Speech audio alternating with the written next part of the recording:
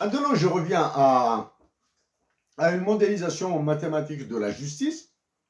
Bien sûr, ce sont des données que j'ai utilisées dans les impacts économiques de Tamazir. Donc, s'il vous plaît, vous pouvez jeter sur la conférence sur les impacts économiques de Tamazir, qui est disponible sur YouTube, là. Vous pouvez voir. Généralement, je parle il y a des séquences de 30 secondes. Il y a des sujets que j'ai abordés en 30 secondes. Hein. 30 secondes, c'est rapide. Il y a des sujets que j'ai abordés en une moyenne de 3 minutes, hein, parce que j'avais 60 minutes pour présenter le tout. Hein. Voilà, donc vous pouvez jeter un coup d'œil, vous allez trouver certaines explications additionnelles par rapport à ce qui est écrit dans le livre. Pour ça, bien sûr, il faut faire énormément d'abstraction. Hein, quand on est dans un raisonnement théorique, on fait abstraction. On a besoin d'abstraction parce qu'on ne peut pas étudier tous les petits détails là, tous les petits détails. Et oui, et la maladie de la oui mais. Oui, mais si, et si, et si, et si, on n'en finit pas. On n'en finit pas. Donc, il y a des niveaux d'abstraction. Pour cela, il y a un truc. Je préfère le liquider dès maintenant. Concernant John Maynard Keynes sur le niveau d'abstraction, il y a quelques passages en anglais, bon, que je n'ai pas traduit. J'en ai marre de traduire de l'anglais vers le français. Donc, Alvaro Sensini, j'ai toujours ce lapsus. À cause du nom Sensini, je dis que Alvaro Sensini est un économiste italien. Non, c'est un économiste suisse. C'est un spécialiste de l'économie quantique. De l'économie quantique, c'est-à-dire il y a une forme abstraite, il y a une forme métaphysique de la transmission du comportement économique vers du comportement individuel économique vers l'économie réelle hein, dans les marchés. Donc, cité par Alvaro Sensini, John Maynard Keynes a dit This means, on the one hand, that an economic writer requires from his reader much goodwill and intelligence and a large measure of cooperation, and on the other hand, that there are 1,000 futile yet verbally legitimate objections which an objector can raise. In economics, you cannot convict your opponent of error, you can only convince him. Bon, il y a la suite. Hein? C'est-à-dire, Alvaro Sensini, en citant John Maynard Keynes a dit, d'un côté, un écrivain, un auteur en économie demande à ses lecteurs beaucoup de volonté et d'intelligence et dans une large mesure de la coopération, c'est-à-dire trouver cette complicité. La complicité, cela signifie qu'il doit y avoir des mésententes, hein, des désaccords. Cooperation, and on the other hand, d'un autre côté, il y a des milliers de futilités qui doivent être ignorées. Et pour cela, des futilités exprimées verbalement, oralement.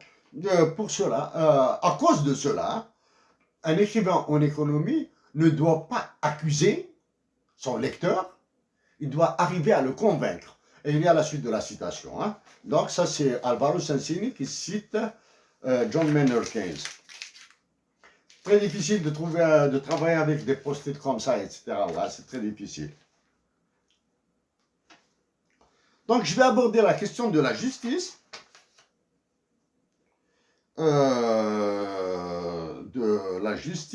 Et l'utilisation du langue de Tamazight dans un large, l'utilisation de la langue Tamazight dans un large espace géographique.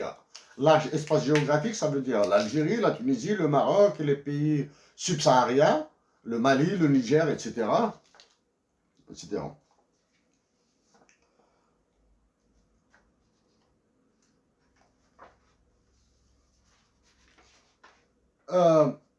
Il y a des citations. C'est un Algérien, j'ai cité un Algérien. C'est un économiste algérien qui est très discret. Très discret. Je pense qu'il vit en France actuellement. Actuellement, je pense qu'il vit en France. C'est Al-Mouhoub Mouhoud.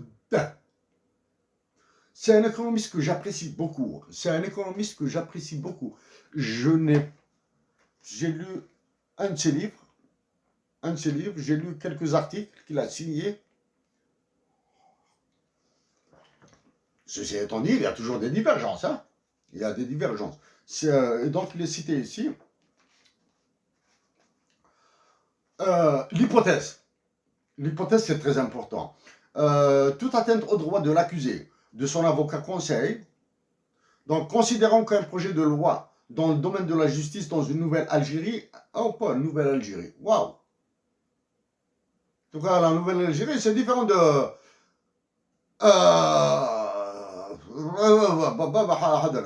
S'il vous plaît, nouvelle Algérie, ça c'est la page 105. De montrer un État en construction est lancé. Un État en construction est lancé, sa teneur est toute atteinte au droit de l'accusé, de son avocat conseil ou de son collectif de défense de s'exprimer dans une langue officielle de l'État donne droit systématiquement à un dédommagement égal à K dollars. K, c'est une quantité abstraite de dollars.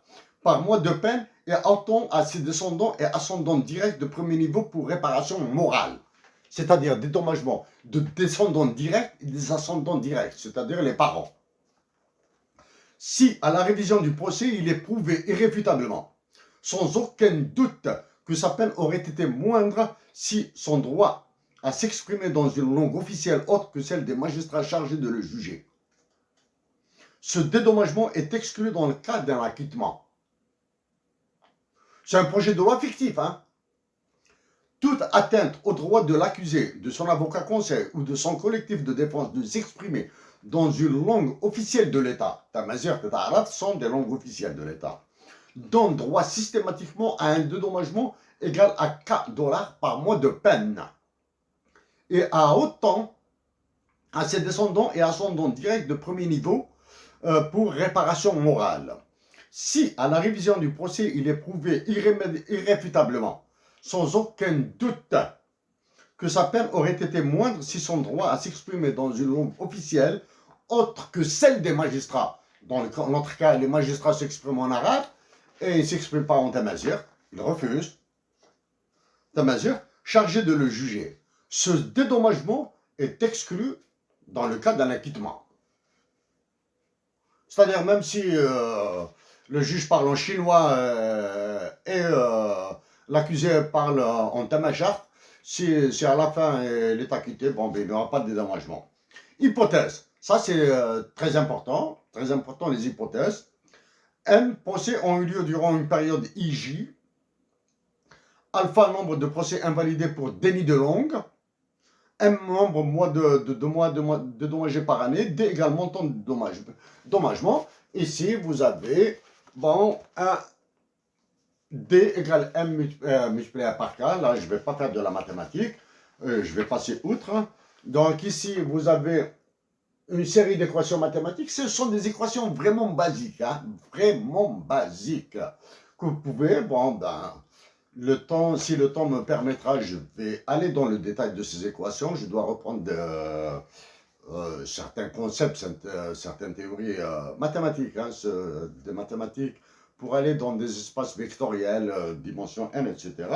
Donc, ici, vous avez, si l'Algérie formait tous ses magistrats à Tamazigh, c'est-à-dire ils apprennent Tamazigh, plus des lois qui respecteront l'esprit amazigh, anthropologique amazigh et musulman de l'Algérie. Donc, d'un côté, on les forme, c'est-à-dire on revient là à la formation, à l'enseignement de Tamazigh dans les études supérieures. Et donc, vous avez ici des équations mathématiques, je vais passer dessus là. Hein. Mise ici, bon, vous avez d'autres modèles mathématiques.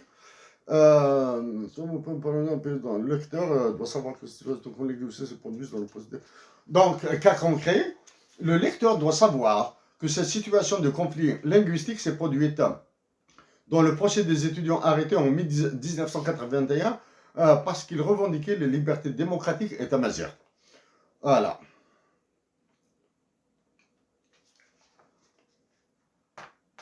Voilà.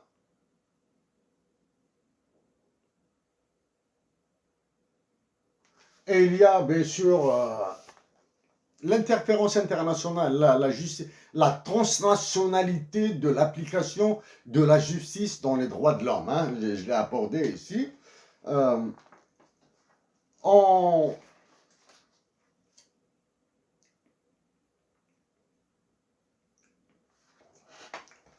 Très important, toujours dans la justice et la santé, en 2011, des statisticiens de Statistique Canada, hein, Statistique Canada, c'est un organisme officiel. Lorsque les immigrants arrivent au Canada, ils sont généralement en meilleure santé que leurs homologues nés au Canada.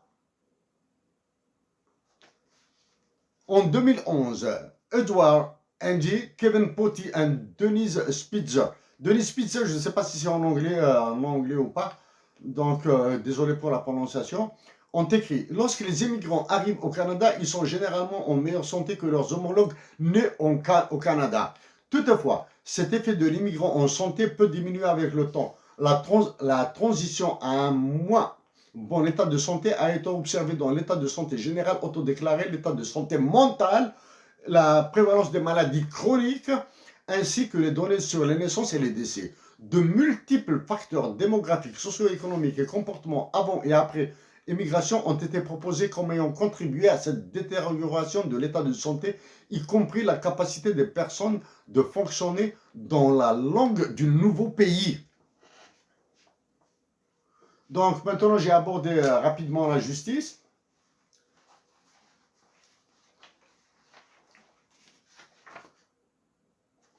Ah, j'ai carrément oublié ça. Honnêtement, hein, honnêtement, j'ai oublié ce que en 2017. Bon, comme on dit, beaucoup d'eau a coulé sous les ponts. Sous les ponts. Récemment, j'ai parlé de la téléphonie mobile et de découpage. Ici, vous allez trouver une évaluation. Une évaluation de la non-gratuité de la téléphonie locale, c'est-à-dire par exemple allez, je vais prendre le village de mon diamant, hein, de ma princesse, la Jarre, Wagnoul, Wilayat Tizi Ouzou. Si la téléphonie mobile n'est pas gratuite à cause de la non-gratuité de la téléphonie fixe locale, pardon. À cause de la non-gratuité de la téléphonie fixe locale, vous avez des calculs ici.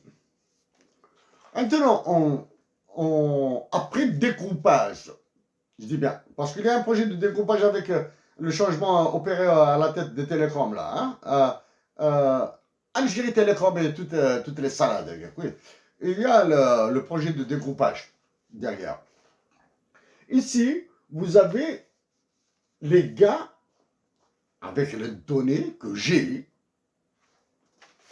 dans le cas où la téléphonie locale devient gratuite, en dinars,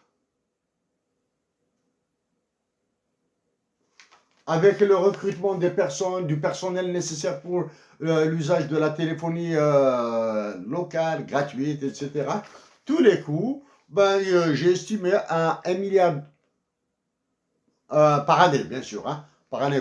Généralement, en économie, quand on parle par année ou bien par 5 ans. Dans mon cas, c'est mentionné en tout cas année. Les coûts seraient de 1,2 milliard de dinars.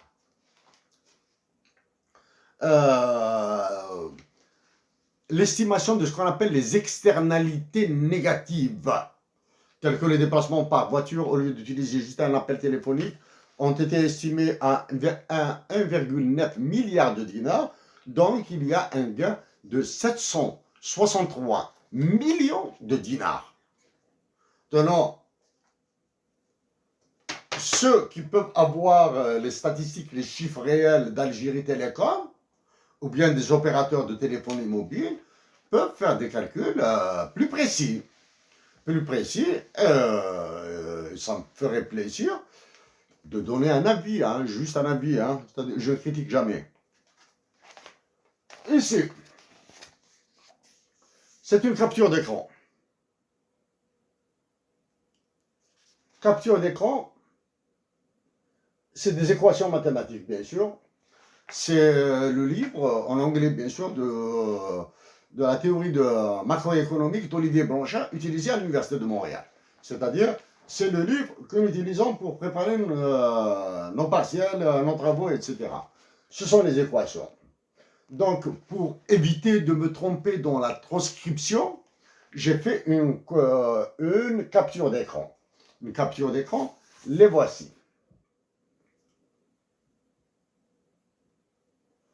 The medium run, c'est le moyen terme. Moyen terme, c'est entre 5 ans et 10 ans. Le court terme, c'est inférieur à 5 ans. Le moyen terme, c'est entre 5 ans et 10 ans. Ici, vous avez tous les détails qui sont fournis là.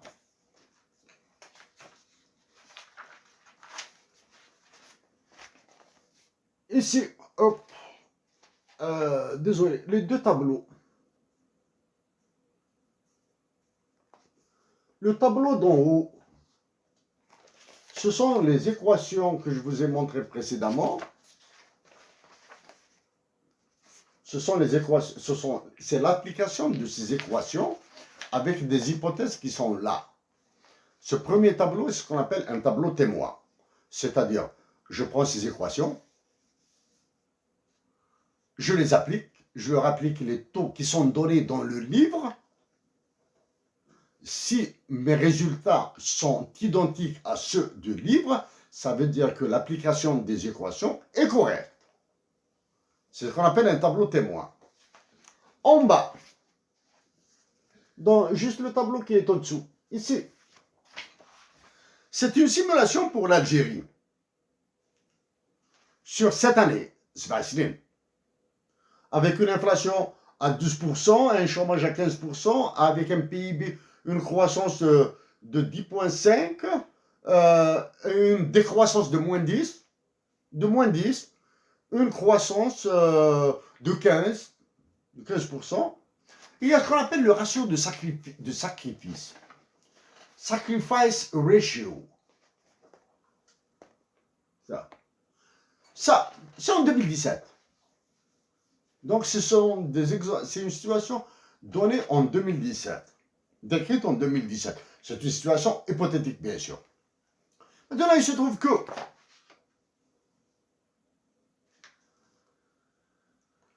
taux de croissance, PIB croissance,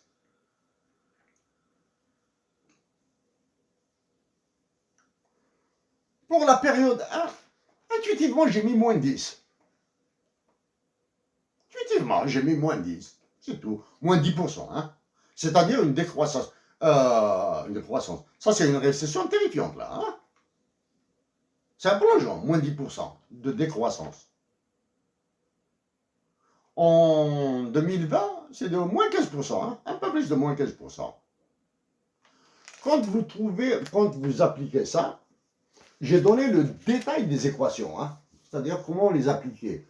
Donc, vous pouvez prendre ces tableaux et faire des simulations. Qu'est-ce que c'est qu'un ratio de sacrifice? C'est l'augmentation de chômeurs, c'est-à-dire quelle est la quantité de chômeurs nécessaire pour réduire l'inflation de 1%. Ces chiffres font tellement peur que je préfère les laisser aux lecteurs. Les lecteurs auront des difficultés, bien sûr. Quand je dis les lecteurs, les étudiants en économie auront des difficultés à interpréter ça. Ils peuvent s'appuyer sur l'explication, la méthodologie de calcul d'Olivier Blanchard, hein, elle n'est pas de moi. Hein. La méthodologie de calcul, elle est d'Olivier Blanchard. Ancien économiste en chef du FMI, et qui est venu en Algérie en 2013-2014 pour vous donner des potions magiques pour le traitement là. Donc en se faisant assister par des professeurs en économie, ou bien en débattant, ils peuvent discuter de ces chiffres.